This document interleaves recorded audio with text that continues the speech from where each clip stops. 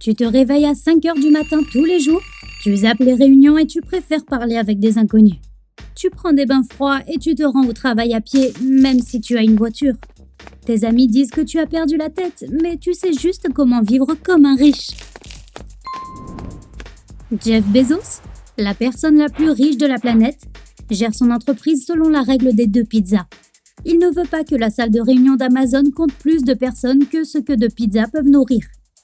C'est logique quand on y pense. Une réunion avec trop de monde n'est pas aussi productive parce que beaucoup de bonnes idées peuvent passer inaperçues dans la foule.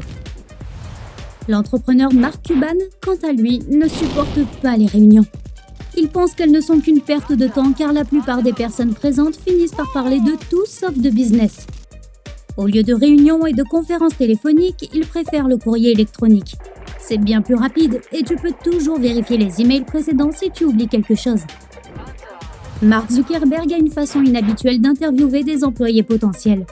Le fondateur de Facebook reçoit les candidats au bureau et les emmène ensuite faire un tour en discutant de technologie avec eux. Curieux, oui, mais il vaut probablement mieux sortir au grand air que de rester coincé dans un bureau à parler de l'endroit où tu te vois dans 5 ans.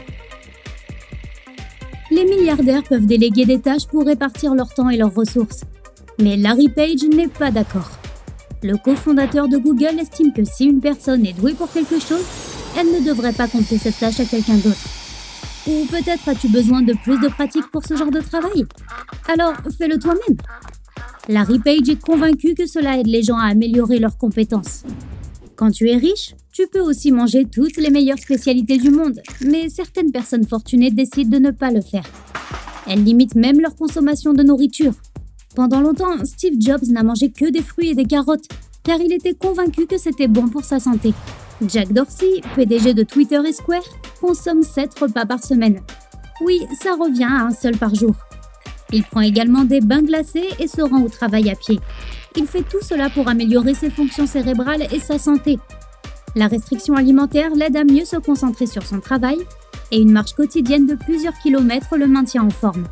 En plus de cela, il médite 2 heures par jour et fait des exercices physiques de 7 minutes au lieu d'aller à la salle de sport.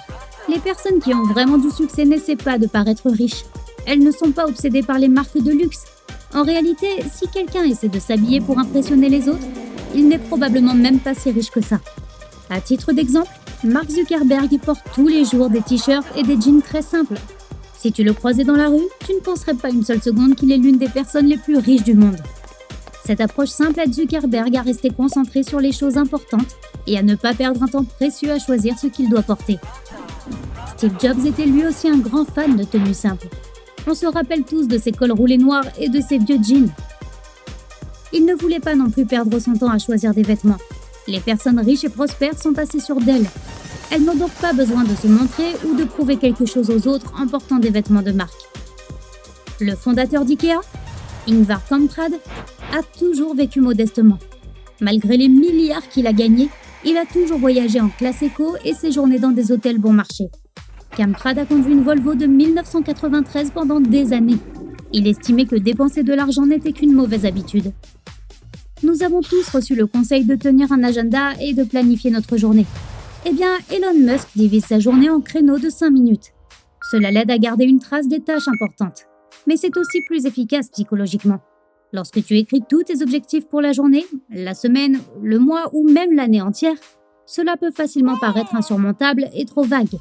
De courts blocs de 5 minutes semblent plus réalistes et réalisables pour le cerveau. En ce qui concerne l'espace de travail, la plupart d'entre nous sommes soit team Martha Stewart, soit team Albert Einstein.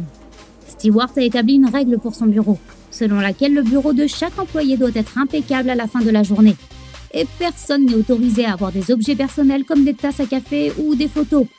Einstein, quant à lui, disait que si un bureau était encombré, c'était le signe d'un esprit encombré. Alors, de quoi un bureau vide est-il le signe? Je te laisse deviner cela. Les passe-temps sont toujours recommandés. Et pour le célèbre banquier David Rockefeller, il s'agissait d'insectes. Il a amassé, tout au long de sa vie, une énorme collection de plus de 150 000 coléoptères. Il avait toujours un bocal sur lui pour y mettre les insectes inhabituels qu'il trouvait par hasard lors de ses voyages. Il a rencontré beaucoup de gens intéressants et ce hobby lui a permis de se sentir plus heureux dans sa vie.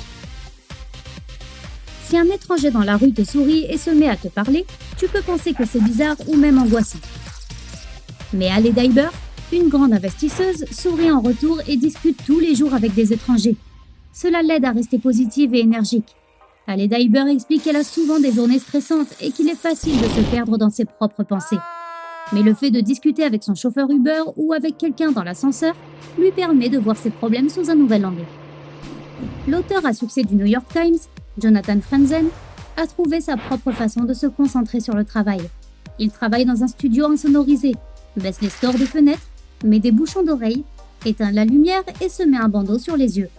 Une fois qu'il a éliminé toutes les distractions visuelles et auditives, les idées commencent à circuler et il peut écrire. L'homme d'affaires et investisseur américain Warren Buffett, qui représente 74 milliards de dollars et occupe la 4e place sur la liste de Forbes, passe environ 80% de sa journée à lire des livres. Il dit que la lecture l'aide à penser clairement et à rester concentré. Il a pris une grande partie de ses excellentes décisions financières grâce aux livres qu'il a lus. Richard Branson, milliardaire et fondateur du groupe Virgin, commence sa journée à 5 heures du matin. Il fait du sport, médite et prépare son corps et son cerveau pour la journée à venir. Beaucoup de personnes qui ont du succès croient que la dynamique de la journée est déterminée par la façon dont tu la commences.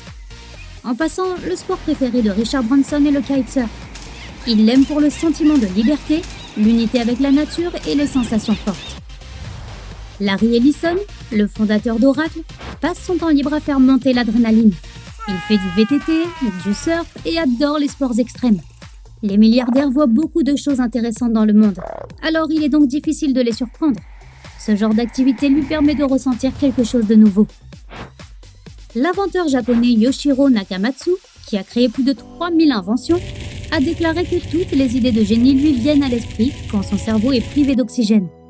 Il s'empare donc d'un cahier et d'un stylo imperméables, ses propres créations, bien sûr, plonge au fond de sa piscine et ne remonte pas à la surface tant qu'une nouvelle idée ne lui vient pas. Il croit aussi que les idées les plus géniales viennent de sa pièce calme, une salle de bain construite sans clous et carrelée en or 24 carats. Oh, c'est pareil pour moi, c'est dans ma salle de bain, sous la douche, que proviennent mes idées les plus sympas. Si tu as appris quelque chose de nouveau aujourd'hui, alors mets un like à cette vidéo et partage-la avec un ami. Et voici d'autres vidéos que tu devrais apprécier. Il te suffit de cliquer à gauche ou à droite et de rester du côté sympa de la vie.